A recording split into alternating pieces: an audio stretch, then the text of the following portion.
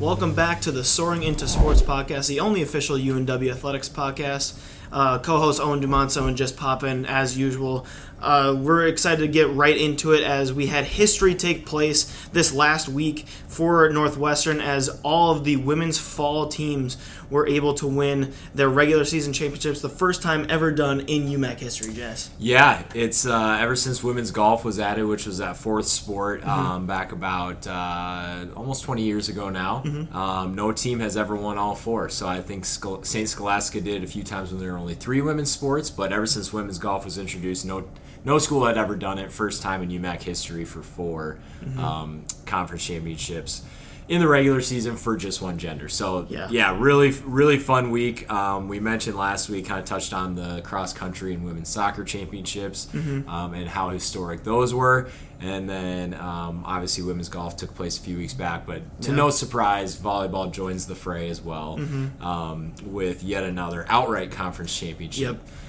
They've shared it a few times as well, but that's 15 straight conference championships for volleyball in the regular season and 6 straight outright. So they continue their dominance, and we'll hope to continue that with the conference tournament here this week. Absolutely. Well, speaking of conference tournaments, both soccers were in the conference tournament this past week. The men's soccer team went down to Mankato to play a tough Bethany Lutheran team, which ended up being a 3-0 loss for the men's, but a good season as they had placed third in the UMAC standings to go down to Mankato to take on that Bethany Lutheran team. And I will say a Bethany Lutheran team that took UW Superior to overtime in the conference championship on Saturday. Did. That tells you the quality of team that is. And then Superior was able to defeat them in that golden goal in overtime to advance the NCAA tournament. But yeah, really, really good Bethany Lutheran team. They just kind of ran into a bit of a buzzsaw there in the semis. Yep. Speaking of buzzsaw in the semifinals, our women's soccer team was that buzzsaw to the Morris Cougars, winning 8-1 at Reynolds Field, where it was no contest early, where Haley Merzberger and Marie Kendall kind of took over immediately, as that one was really no contest at Reynolds Field on Wednesday. Yeah, they were cooking early. Haley had 3 goals in the first 24 minutes of that game, 2 of which were assisted by Marie, and then Marie added a couple of goals herself in that one. So I believe it was 6-0 at halftime in that game. You could tell that they were dialed in. They meant business. They didn't want to, play with their food at all in that one and risk, not hosting the conference championship game. So, they clearly were dialed in from the start. Haley, like I said, ended up with 3 goals and an assist in that game, and then Marie had 2 goals and 3 assists in that game. So the dynamic duo there absolutely on fire from the get-go to lead them to that conference championship game. And speaking of that conference championship game, Superior came down to Reynolds Field on a pretty chilly Saturday afternoon, which Superior ended up taking 1-0 in the second half after a really, really hard-fought game from both teams, where it looked like it was setting up to be another tie game going into that end of the game there. Yeah, it was a heartbreaker. The goal, I was working basketball, so I wasn't out there. So to me, maybe someone could correct me. It looked like the goal was deflected in as well, off of another player, so from a pretty deep distance. So really heartbreaking one there. Eagles had a few chances late with some corner kicks and got the ball in front of the net, but a really good Superior defense that kind of shut down our attack all season, if we're being honest. Prevailed once again, and the Yellow Jackets are dancing again. But I think in the 3 games that we played with Superior, they won on aggregate 2-1 in those 3 games. So on both sides, not a lot of goals to go around, despite 2 offenses that can kind of turn it on against lesser opponents. So that kind of shows you just how even those 2 teams were all season.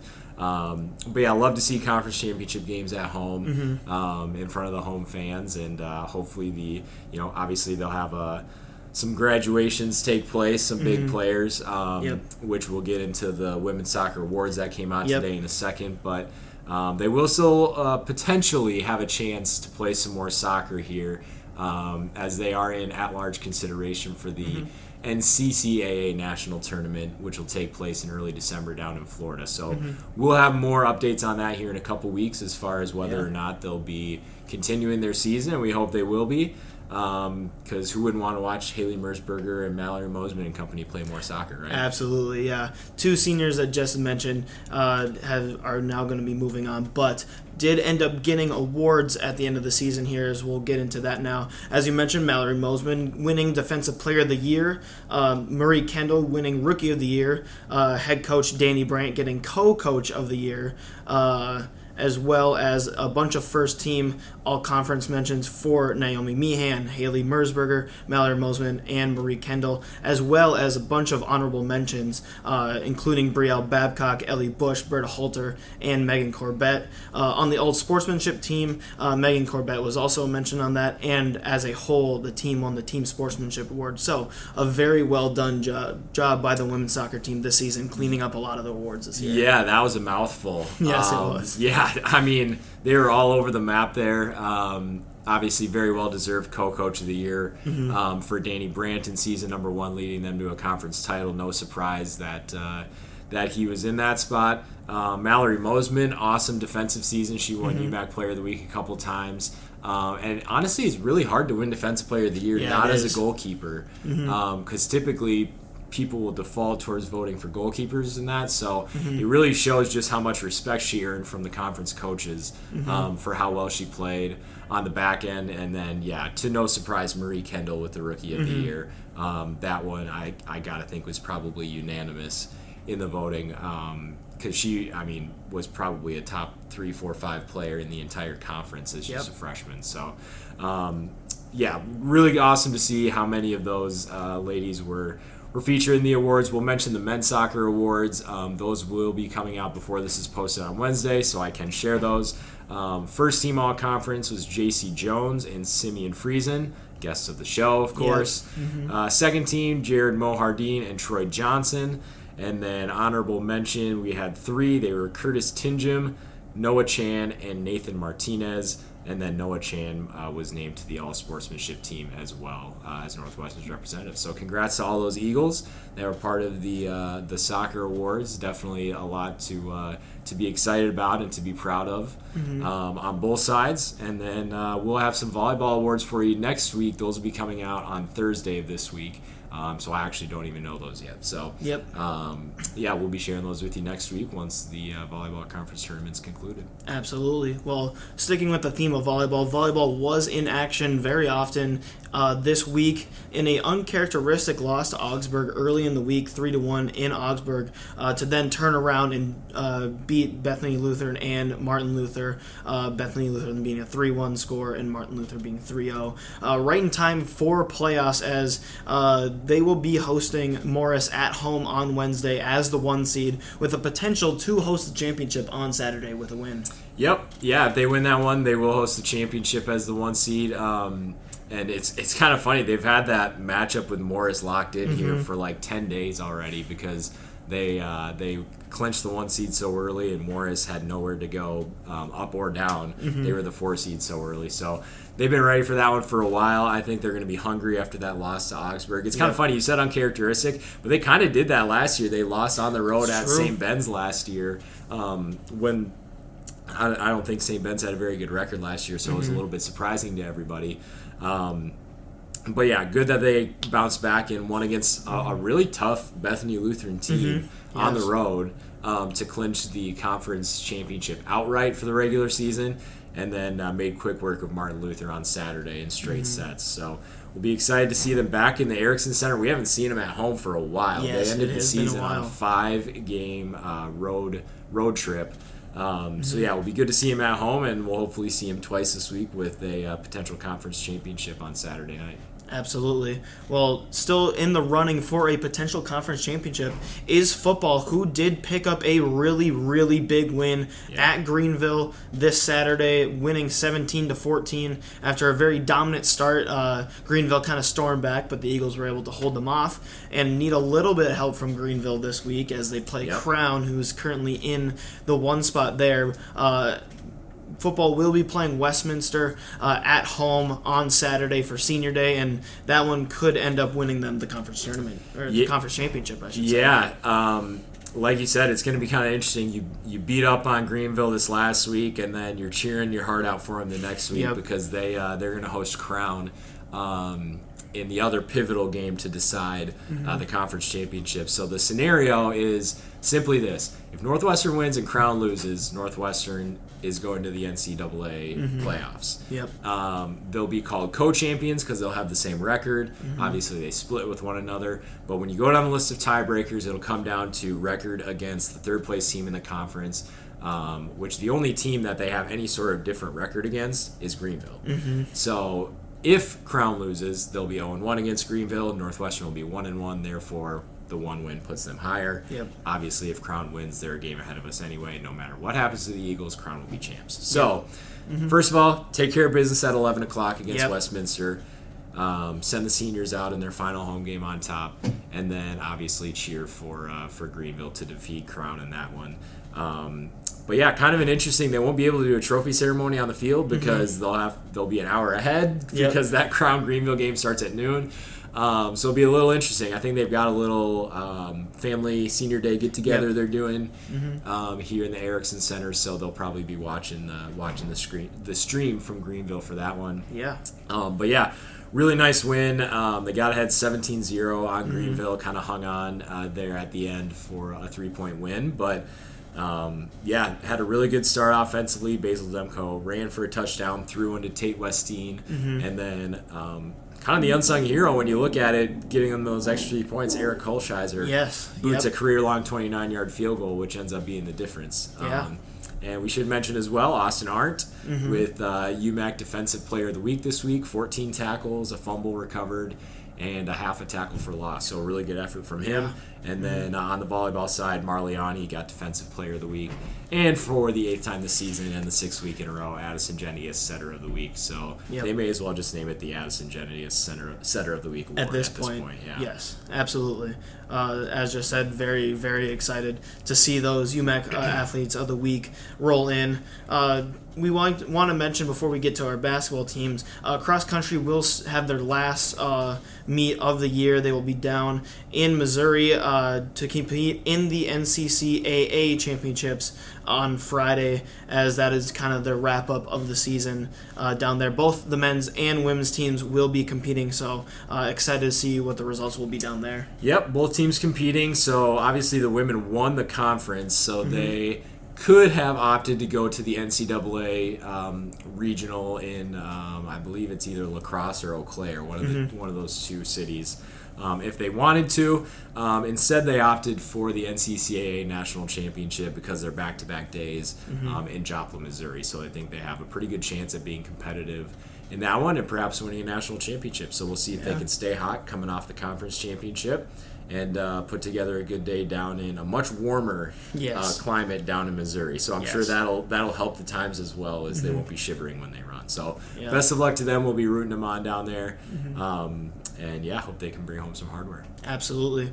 Well, as I had mentioned earlier, basketball is now in season, and women's and men's both hosted their first home game on Saturday. Women playing a very competitive game against a good Central team from Iowa, losing that one 67-56 with a lot of new players, new faces on the roster. Fun to see kind of how the new dynamic will kind of run for them this year, Jess. Yeah, and I mean that one was competitive up until the fourth quarter, really. They were down by 2 at the end of the first quarter, the second quarter, and the third quarter, and then just kind of ran out of gas at the end. I think they had some tired legs. Down the stretch, they played, especially their 2 freshman starters, a lot of minutes in that game. And I think they just kind of wore down by the end of it. But shot really well, 42% from 3, which is awesome to see. They didn't really know what they had as far as shooters go, and playing really an entire new starting 5. They started, like I said, 2 freshmen and 3 transfers. So all new faces in the starting lineup, and honestly, was really impressed with what I saw on the women's basketball team. Ella Frazier had a great game, 10 points, 6 assists, 5 rebounds. Emma Kornick with 11 points. She's a freshman as well. Carly Loven made 3 threes on her way to 10 points in her first career game after, unfortunately, having to sit out all last season with injury. Honestly, was really impressed with what I saw. They played a good Central team, really tough. Ended up losing by 11, but those first 3 quarters were unbelievably competitive, and that team played really hard. If they can just clean up a few things, turnovers and stuff like that, continue to shoot the ball as well as they did, I think they're going to have a really, really solid season. And we've got their head coach, Aaron Kahl, coming up later on this podcast, so you want to stick around and hear his thoughts on the start of the season, what they're working with this season. Yeah, absolutely. It's fun to see a lot of new faces and a lot of new philosophy for the women's basketball team with the new roster. Well, on the men's side, they also had a couple of new faces in the starting rotation. As always, Jay Niamari and AJ Green were kind of the anchors of that team in a loss to Hamlin 99-84, which they also played Hamlin pretty tough through most of the game until Hamlin was able to kind of get an extra edge to win that game. But very exciting to see this new some new faces for the men's basketball team, as well as some of those old veterans as well. Yeah, another instance where you come into the game just really like anxious and kind of like interested to see what they have. A few returns, like you said, Japheth Niamari and AJ Green, to name a couple. But yeah, really, really wondering what they had, and it, Jay Niamari is the same old Jay Niamari. 30 points to start the season. After being first team all conference last year, I believe he hit 30 points 4 times last year. So it starts it off right away with a 30 ball. But yeah, 99 points, probably not what you want to give up defensively in the first one of the year. But in talking to Coach Groves after the game, he said, it kind of. He wishes they play better, but at the same time, now he kind of sees what they have and kind of can diagnose what they need to do to improve on that, or what they need to do to improve on their shooting. Jay was the only player who made a three-pointer. He made 3 of them, as they shot 20%. So opposite of the women, where we're like, oh, wow, they shot great, versus the men didn't shoot quite as well. So still scored 84 points despite only 3 three-pointers. But obviously got to work on the defense a little bit. They're always going to be at a size disadvantage for the most part, just with their lack of size. But they do have some players who play bigger than they are. I thought Will Foster was awesome in his debut. Really cool story. I think we're going to have him on the podcast. We are definitely going to have him as a guest. That's a really cool really cool story. He played 4 years of lacrosse at Marquette as an Eden Prairie native before transferring in here as a graduate student and immediately starting at point guard. He scored 18 points in his debut. So he played great, I thought. Played with great hustle. AJ Green, I feel like, always plays bigger than he is. Can go down and post up players if he needs to.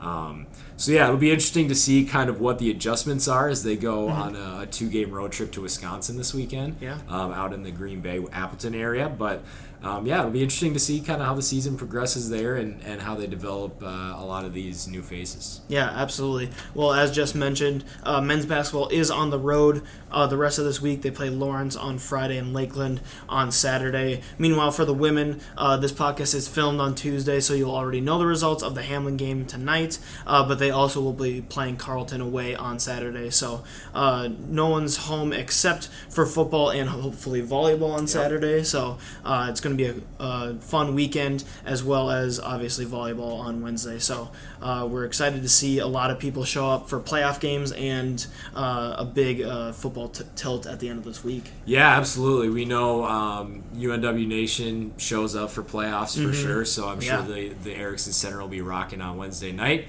for that semifinal game against Morris. And then, we'll have a great doubleheader opportunity for everyone on Saturday.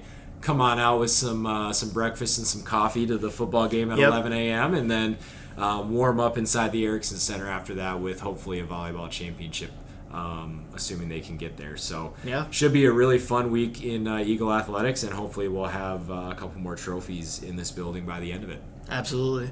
Well, we thank you for watching our review and preview of this past week and upcoming week athletic events. Please sit back and enjoy our interview with head women's basketball coach Aaron Kahl. We're excited to now have the women's head basketball coach here at the University of Northwestern. Aaron Kahl joined the show. Aaron, thank you for coming on. Yeah, you're welcome. Thanks for having me. Yeah, absolutely. Well, we want to start by saying welcome to the new season. It's going to be a fun one, but to start the new season, what are you kind of excited to see this year in women's basketball? Yeah, for our team in particular, we just have such a new group of players. I mean, I've never it's my 16th year here as the head coach, and I've never experienced quite the roster turnover that we've had this year. So it's kind of new and exciting to see so many players get their first taste of varsity basketball experience, and especially in our program. So I guess that's what I'm most excited about this year. Yeah, you mentioned that roster turnover. You guys really don't return any of your rotation from last year. The most minutes you have coming back, I think, is just over 100 for the entire season. Obviously, there's a new kind of landscape of college basketball, NIL, which doesn't really affect you guys too much yet, transfer portal, stuff like that. What would you say about the transfer portal? Because it's kind of two ways. Like, it can probably be exciting because it's easier to build a roster quicker, like you guys have done this year. But at the same time, it's easier to lose people as well, I feel like. How do you kind of view it as far as those lenses go? Yeah, I mean, I think what you said is exactly accurate. I just think it has created a little bit more of a culture of, even if it's not in the transfer portal, just willingness to move on and look for something new and look for something different. So Yeah. I think that culture has just kind of has trickled down a little bit from the higher levels to our level as well. I don't think there's as much transfer portal activity at our level, obviously, as there is at some of the upper levels, but it has trickled down, and different people are just looking for different things. And every year, we kind of talk about as coaches, you kind of have to build your team for that year, and you can't really plan much beyond that. So that's definitely been a shift in kind of our mindset of, we got to get this year, we got to do the best we can with this team, and then really don't know what the future holds. Yeah, for sure. Well, we kind of mentioned the new group of players and the kind of new faces that are on the team this year. How is it kind of trying to shift from that large senior class from last year to now a very inexperienced but excited group of players coming in this year? Yeah, it's really been fun. I mean, we've really had a lot of fun together. I've had to go back to teaching some details that you kind of take for granted with that group, that large group that we had that graduated, that had been playing together for so long. So it's been fun to kind of reevaluate some of the things we're doing and see just some of the excitement, right? Their first game, their first bus ride, their first team retreat that we took. There's just a lot of excitement with this group, and I've enjoyed that. Yeah, for sure. I like that you kept using the word excitement, because it feels like, as a slightly outsider but kind of insider with your program, it seems that you guys heavily focus on joy a lot with your program. Has that kind of been the approach you've always taken, or is that something you've kind of developed over the years, or why is that specifically kind of your style? Yeah, I think that's been one of our 6 core things since the very beginning of my time here at Northwestern. It's been part of our Avada community. We've talked about joy. I just think it's a lot more fun to be a part of a program that experiences joy. I think people like coming and seeing people that are competing with joy. So we talk about that quite a bit, and we want to come to practice every day and just have fun with each other. And our season is a very long season, and if we're not having fun, if we're not, we can have joy in all circumstances. It's not just if we're winning. Joy, transcends some of that kind of thing. So yes, it has been a focus in all my time here, and something we try to focus on quite a bit. Now, that word avodah that you use, that's kind of the pillars of your program. Can you, for those who might not be familiar watching at home, kind of fill us in on what that is? For sure. For anybody that doesn't know what avodah is, it's a Hebrew word that means to worship through your work. So we can use that in all aspects, and we talk about that in all aspects. So when we're playing basketball, it can be an act of worship. When we're practicing, when we're doing anything, it kind of comes from the core word. I'm not going to get the core word right, but it talks about just how worship can be an act, or work can be an act of worship. So we talk about that, and we break it down into 6 areas of encouragement, love, joy, freedom, tenacity, and humility. And those are kind of the 6 areas we focus on to kind of make up our core Avodah commitment that we make to each other. That's great. Yeah, that's awesome. Speaking of that kind of philosophy, you've had 2 players join your coaching staff that have kind of been in the system, and Megan McGow and Allison Terry on the coaching staff this year. they played for you earlier in their careers here. Now that they're coaching, how has that kind of been fun? A new avenue for them, and you kind of having them on your coaching staff after playing for you. For sure. Well, that is always a thrill when you're able to do that and bring people back who have had an experience that they've enjoyed, that they want to try to pass that on to others. So it's always a thrill as a coach to be able to bring people that played in your program back.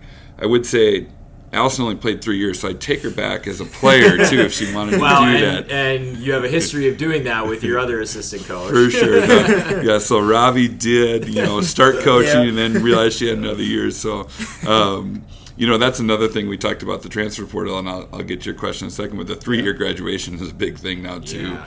And so we've had a number of girls that have graduated in 3 years, so we kind of had a perfect storm of things with our roster, including Allison. But it's great to have her back and to have Robbie back, who can draw on different experiences. I rely on them for a lot of different things. I go to them and I say, how would you be viewing this if you were a player? And they both have recent experience with that, and that insight is really valuable for me as I make decisions. And the girls just trust them and go to them. Our team, they go to them all the time for different things because they've been through stuff, and that experience is really, really valuable. Yeah, for sure. No, it makes a lot of sense. I'm not going to ask you for a favorite player that you've coached because that's just asking for a world of trouble. I appreciate that. But as you were kind of either growing up or coming up through the coaching ranks, who is a player and a coach that you kind of looked up to or admired kind of throughout your basketball journey? Well, I would say, my first major coaching mentor probably, my high school coach, I took a lot of things from him. Tim Snyder was his name, and then my college coach, Mark Hansen. I went to Gustavus and played at Gustavus, and then started coaching with him. He was my first major coaching mentor. I would say I learned a lot from him. Still use a lot of the things that he used, and I've adapted them to fit my coaching style and stuff. But so he was certainly somebody that I really looked up to. And as far as players go, when I was a kid, if anybody knows me, they probably know I'm a big Iowa Hawkeye fan. And so B.J. Armstrong, when I was 10 years old, he was my guy, and still kind of follow. He's still involved with NBA agency and stuff like that. So he was my favorite player growing up. Yeah, for sure. Yeah, well, more kind of focused on Northwestern basketball. Are there any pregame traditions or fun team traditions? You mentioned the retreat earlier that kind of have gone on for a couple of years now, or have been kind of in there since you've joined the program. Yeah, well, I'll go with a post-game tradition. Anytime we win, we do the hokey pokey, and we've done that for we've done that for almost all of the 16 years that I've been here. It's kind of stolen a little bit from the University of Iowa again. Hayden Fry used to do that with his football team when they would win a game. And we were looking for something, and I think it was my first year here, and Molly Lingo now was a freshman on that team, and we were talking about it, and she said, well, in junior high, my team used to do the hokey pokey when we won. And I think her junior high coach must have been an Iowa football fan as well. She grew up in Iowa. And so I said, that's perfect. That ties so many things together.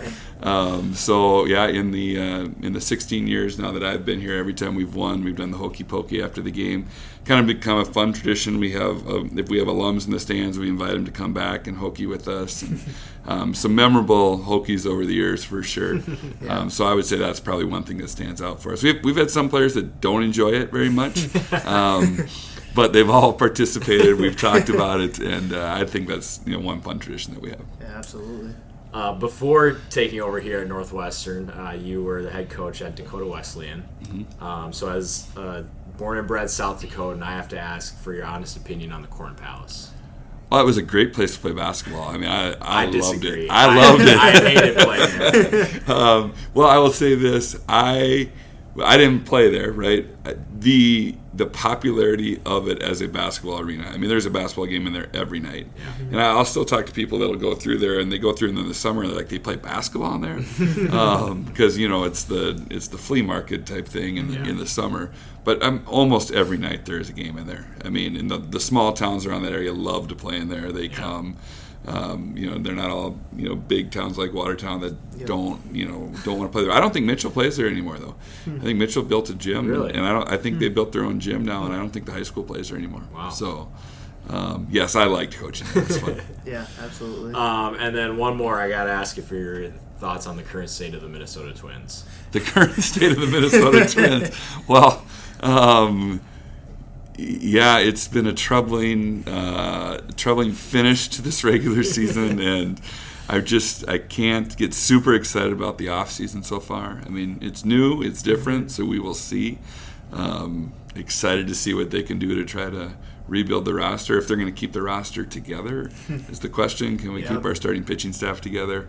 If we do that, you have a starting point, but I don't feel real confident right now that is the direction that we are headed. Yeah, I can't say I disagree, but I'm sure we'll discuss that I'm over the coming sure months. we will. Plenty of time. It's winter meetings coming up pretty soon. May 14th right around the corner. May 14th is right around the corner. Winter meetings are always a ton of fun, right? The GM meeting's coming up, and then winter meetings a week or two after that, and that's always a ton of fun. And then a couple weeks after that, the Twins start being active. So that's perfect. Absolutely. Well, thank you for coming on, Coach. As we kind of close here, are there any final thoughts about kind of anything women's basketball related, anything Coach Kahl related that we should know? Yeah, no, I don't think so. I'm just excited for people to watch this team and support our team this year. It's been great connecting with so many alums. That's one thing that is so fun. You have roster turnover, but that connection stays strong. And I think here at Northwestern we have such a great alumni network, and I feel that way with our basketball program, that it's fun to stay connected with them, and I hope they can continue to support these girls that we have, and we're just excited to see where we can go and if we can get better every day, and that's kind of what we talk about. Just keep showing up. We thought we had a good start the other night, almost everybody playing their first ever college game, which is kind of crazy to think about. So we're excited. We think we have a long ways to go. We think we have a lot of room for improvement, but we think we have a competitive team, so we're excited about it. Yeah, absolutely. Definitely a good start, I would say. For sure. Yeah. Yep. Well, thank you for coming on, Coach Kahl. Eagle Nation, as Coach Kahl said, you can track how the women's basketball team does throughout the season on the UNW Athletics website and through the women's basketball links and Instagrams. Coach Kahl, again, thank you for coming on. My pleasure. And don't forget, go Eagles.